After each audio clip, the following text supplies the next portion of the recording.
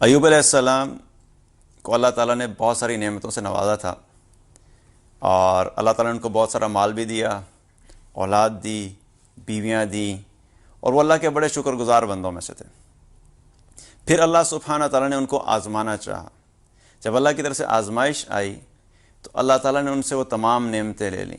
جو مال تھا اللہ تعالیٰ نے مال لے لیا، جو اولاد تھی ایک ہی دن میں وہ ساری اولاد ختم ہو گئی، بیویاں تھی سب بیویاں اللہ نے واپس لے لیں، صرف ایک بیوی ان کے پاس رہ گئی۔ اب آپ ایک ایسے شخص کا اندازہ لگائیں کہ اتنی خوشحال زندگی بسر کر رہا ہو کہ ہر چیز ہر نعمت اللہ کی موجود ہو، اور پھر ایک دم سے سب نعمتیں چلی جائیں تو اس کی جو مینٹل کیفیت کیسی ہوگی، ان کی فیلنگز کیسی ہوں گی، ان کے ایموشنز کیسے ہوں گے۔ ہمارے پاس جب بہت ساری نعمتیں ہوتی ہیں ان میں سے کوئی ایک چھوٹی سی نعمت اللہ تعالیٰ جب واپس لیتا ہے تو ہمارا کیا حال ہوتا ہے۔ اور ایسا شخص جس کی ساری دنیا کی جتنی نعمتیں تھیں ساری اللہ واپس لے لے، اور اس کے ساتھ ساتھ اللہ سبحانہ تعالیٰ نے ان کی صحت بھی واپس لے لی اور جذام کے مرض میں مبتلا کر دیا۔ اور ایک روایت میں آتا ہے کہ وہ جذام کا مرض پورے جسم کو اس جذام کے مرض نے گھیر لیا، یہاں تک کہ سوائے ان کی زبان اور دل کے کوئی جسم کا ایسا حصہ نہیں تھا جس کو اس مرض نے گھیرا نہیں ہو۔ اب ان کی سچویشن دیکھیں کہ بالکل وہ چلنے پھرنے سے قاصر ہو گیا، وہ چل بھی نہیں سکتے تھے، اور ان کی بیوی جو ان کے ساتھ ایک بیوی ان کی تھی، ان کی بیوی نے ان کی خدمت کی، وہی بیوی ان کو کھانے پینے کا انتظام کرتی، باہر جا کے محنت کرتی، ان کے لیے کھانا لے کر آتی، اور جتنے لوگ تھے ان لوگوں نے بھی ان کو چھوڑ دیا، کیونکہ ان کے مرض کی وجہ سے لوگوں کو ان سے کراہت آتی تھی۔ تو ان کی بیوی نے کیا کیا کہ ان کو لے کے بستی سے دور چلے گئیں۔ اب آپ سوچئے کہ وہ انسان اتنی نعمتوں کے بعد بالکل اکیلے ہو گئے اور بالکل بے بسی کے عالم میں۔ لیکن جب اللہ تعالیٰ نے یہ تمام نعمتیں ان سے لے لیں تو ایوب علیہ السلام نے اللہ تعالیٰ کا ذکر پہلے سے زیادہ کرنا شروع کر دیا، اور پہلے سے بھی زیادہ اللہ کے ذکر میں مشغول ہو گئے، اور انہوں نے اتنی خوبصورت دعا کی، اللہ تعالیٰ سے شکوہ نہیں کیا۔ قرآن میں کیا دعا آتی ہے؟ انی مسنی الضر وانت ارحم الراحمین۔ انہوں نے دعا کیا کہ یا اللہ اس بیماری نے مجھے گھیر لیا ہے، میں اس بیماری میں مبتلا ہو گیا ہوں، اور بے شک تو تمام رحم کرنے والوں میں سب سے زیادہ رحم کرنے والا ہے۔ حالانکہ جب بیماری آتی ہے تو ہم دعا کیا کرتے ہیں کہ یا اللہ ہمیں صحت دے دے، یا اللہ ہمیں اس مشکل سے نکال دے، یا اللہ اس مصیبت سے نکال دے، یا اللہ اس آزمائش سے نکال دے۔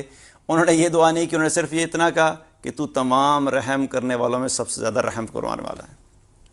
اب یہ دعا جب کی اور اس حالت میں تھے تو اس سچویشن میں بھی انہوں نے اللہ کی ناشکری نہیں کی، اور ایک اور جگہ کیا فرمایا کہ اے تمام پالنے والوں کے پالنے والے، تیرے مجھ پر بہت زیادہ احسانات ہیں، تو نے مجھے مال دیا، اولاد دی، میں ان میں مشغول ہو گیا، پھر تو نے مجھ سے وہ سب کچھ لے لیا اور میرے دل کو تمام فکروں سے آزاد کر دیا۔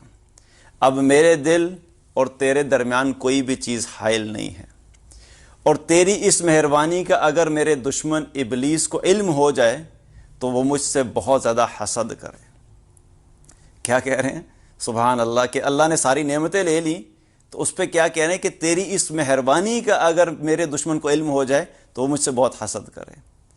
تو ایک روایت میں آتا ہے کہ جب ابلیس نے یہ دعا سنی ان کی تو وہ جل بھن کے رہ گیا، کیونکہ شیطان کے لیے بڑی آئیڈیل سچویشن ہوتی ہے کہ جب کسی انسان پہ کوئی مشکل آتی ہے، جب کسی انسان پہ کوئی آزمائش آتی ہے، وہ اس کے لیے سب سے بہترین موقع ہوتا ہے کہ اللہ سے دور کرنے کا۔ وہ انسان کو وسوسوں میں ڈال دیتا ہے کہ دیکھو تم جس رب کی عبادت کرتے تھے، تم تو بڑی نمازیں پڑھا کرتے تھے، تم تو ہر جگہ پہ اس رب کے بارے میں لوگوں کو بولا کرتے تھے اور تم اس کی اطاعت کیا کرتے تھے، اتنے تم اللہ اللہ کرنے والے تھے، اور تمہارے ساتھ یہ ہو گیا، اس رب نے تمہاری تمام عبادتوں کا اور اطاعت کا تمہیں یہ صلہ دیا ہے۔ تو یہ سچویشن شیطان کے لیے بڑی آئیڈیل ہوتی ہے کہ انسانوں کو اللہ سے مایوس کرنا اور اللہ کی رحمت سے دور کرنا۔ اس کے باوجود وہ کیا کہہ رہے ہیں کہ تیری اس مہربانی کا اگر میرے دشمن شیطان کو علم ہو جائے تو وہ مجھ سے بڑی حسد کرے۔ تو کوئی بھی سچویشن ہو، ہمارے لیے کیا میسج ہے کہ چاہے حالات اچھے ہیں یا برے ہیں، ہم نے اللہ کی اطاعت نہیں چھوڑنی۔ اللہ تعالیٰ اپنے ایمان والوں کو، اللہ تعالیٰ اپنے بندوں کو کبھی دے کر آزماتا ہے اور کبھی لے کر آزماتا ہے۔ کبھی نعمتیں دیتا ہے تب بھی ہم اللہ کی طرف سے آزمائش میں ہوتے ہیں، جب اللہ تعالیٰ نعمتیں لے لیتا ہے تب بھی ہم اللہ کی طرف سے آزمائش میں ہوتے ہیں۔ اور آپ سوچئے کہ جب ایمان والوں پہ کوئی امتحان آتا ہے، جو اللہ کے دین پہ چلنے والے لوگ ہوتے ہیں، تو اس میں ایک اور چیز کیا ہوتی ہے؟ آج بھی یہ لوگ ہوتا ہے کہ لوگ کیا ججمنٹس پاس کرتے ہیں کہ دیکھو بڑا ایمان والا بندہ پھرتا تھا، بڑا دیندار بنتا پھرتا تھا، اللہ تعالیٰ نے کس حال میں ڈال دیا. ہم تو پہلے ہی کہتے تھے منافق ہے، ہم تو پہلے ہی کہتے تھے کہ یہ ظاہر میں کچھ اور نظر آتا ہے، باطن میں کچھ اور ہے. تو دیکھو اللہ نے اس کو اس کے گناہوں کا کیا صلہ دیا. تو ایوب علیہ السلام کے بارے میں بھی کچھ لوگوں نے ایسے کمنٹس پاس کیے کہ ہم تو پہلے ہی کہتے تھے دیکھو ظاہر کچھ اور ہے، پیچھے سے کچھ اور ہے. تو یہ بڑی اللہ کی طرف سے جب آزمائش آتی ہے تو اس پر بھی انہوں نے کیا کیا؟ صبر کیا اور اللہ تعالیٰ سے کوئی شکوہ نہیں کیا. اور ان کی بیوی نے ایک دفعہ ان سے کہا کہ آپ اللہ تعالیٰ سے دعا کیوں نہیں کرتے کہ اللہ تعالیٰ آپ کو اس آزمائش سے نکال دیں. اور یہ آزمائش کتنا عرصہ تھی؟ ایک روایت میں آتا ہے کہ 18 سال وہ اس حال میں رہے. اب ایسی بیماری کہ جس میں انسان ہل بھی نہیں سکتا، اس میں 18 سال گزارنا کوئی آسان کام نہیں ہے. ہمیں تھوڑی سی بیماری آتی ہے تو 2 دن 3 دن 1 ہفتہ 2 ہفتہ گزرتے ہیں تو ہم فوراً مایوس ہونا شروع کر دیتے ہیں کہ پتہ نہیں اللہ تعالیٰ نے اب مجھے بیماری لگا دی ہے، اب تو یہ ساری زندگی ہمارے ساتھ رہے گی، اور اللہ کی رحمت سے مایوس ہونا شروع کرتے ہیں. 18 سال تک وہ اس حال میں رہے. تو جب ان کی بیوی نے ان سے کہا کہ آپ اللہ سے دعا کیجئے کہ اللہ تعالیٰ آپ کو اس بیماری سے نجات دلا دیں، تو انہوں نے آگے سے کیا جواب دیا کہ اللہ تعالیٰ نے مجھے 70 سال صحت اور نعمتوں اور عافیت میں رکھا. اب اگر 70 سال اللہ تعالیٰ مجھے اس حال میں رکھے اور میں صبر کروں تو وہ بھی کام ہے. اس حال میں بھی انہوں نے ان نعمتوں کا تذکرہ کیا کہ اللہ نے جب اس وقت دیا تھا تو جس اللہ نے وہ دیا تھا اسی اللہ نے مجھے اس حال میں ڈالا ہے. میں اس حال میں بھی اللہ سے راضی تھا اور میں اس حال میں بھی اللہ سے راضی ہوں. تو یہ ایمان والوں کا ایٹیچیوڈ ہوتا ہے اللہ کے ساتھ کہ کچھ بھی سچویشن ہو وہ اللہ سے کبھی شکوہ نہیں کرتے، کبھی اللہ سے گلہ نہیں کرتے، وہ ہر حال میں صبر اور شکر کی کیفیت میں رہتے ہیں. تو جب وہ اس صبر میں رہے تو اس صبر کا اللہ تعالیٰ نے پھر کیا پھل دیا کہ 18 سال اسی حالت میں گزاری انہوں نے.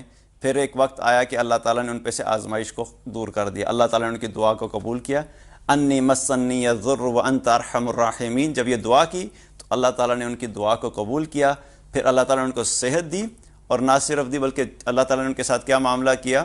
وَآتَيْنَاهُ أَهْلُهُ وَمِثْلَهُمْ، اللہ سبحانہ وتعالیٰ نے ان کو پہلے سے بھی زیادہ اولاد اور مال و متاع اس سے بھی زیادہ دے دیا.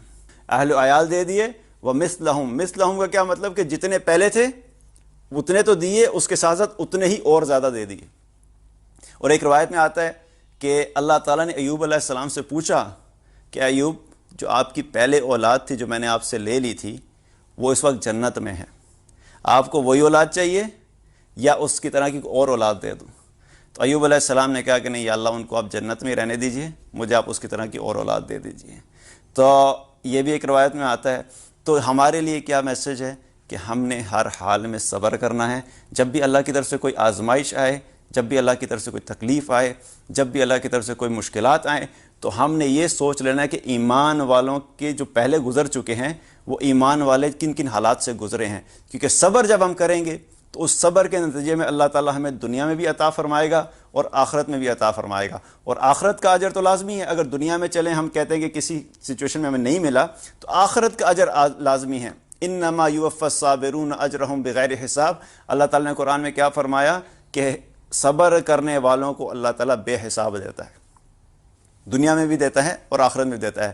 اور ان اللہ مع الصابرین، اور صبر کرنے والوں کے ساتھ اللہ ہے. تو اللہ جس کے ساتھ ہے اس سے بڑی اور کوئی نعمت نہیں ہے. ساری دنیا بھی ہم سے اگر الگ ہو جائے، لیکن اگر اللہ ہمارے ساتھ ہے تو ہم دنیا میں بھی کامیاب اور ہم آخرت میں بھی کامیاب. لیکن اگر ہم مشکلات میں اللہ کے ساتھ شکوہ کرنا شروع کر دیں، اللہ کے سامنے یہ کہنا شروع کر دیں کہ میرے ساتھ ہی کیوں ہوتا ہے، اللہ کو میں ہی ملا ہوں یہ سب کرنے کے لیے، میرے دوست تو بڑے اچھی حالت میں رہتے ہیں لیکن میرے ساتھ یہ کیوں پرابلم ہوتا ہے، دیکھیں فلاں کو تو اتنی اچھی گاڑی مل گئی، میں تو ابھی تک پیدل چل رہا ہوں، فلاں کی جاب اتنی اچھی ہوگی تو میں تو ابھی تک رگڑا کھا رہا ہوں، میری زندگی کا تو کوئی بھی سمجھ نہیں آتی کہ میں ہر مشکل میں پھنسا ہوا ہوں. کبھی بھی اللہ سے ہم نے شکایت نہیں کرنی. جس حال میں ہیں اس حال میں ہم نے شکر بھی کرنا ہے اور صبر بھی کرنا ہے. جب ہم یہ اپنا ایٹیٹیوڈ رکھیں گے تو اللہ تعالیٰ ہم سے دنیا میں بھی راضی ہو جائے گا، دنیا میں بھی سکون والی زندگی عطا فرمائے گا اور آخرت میں بھی اپنی رضا کا معاملہ فرمائے گا.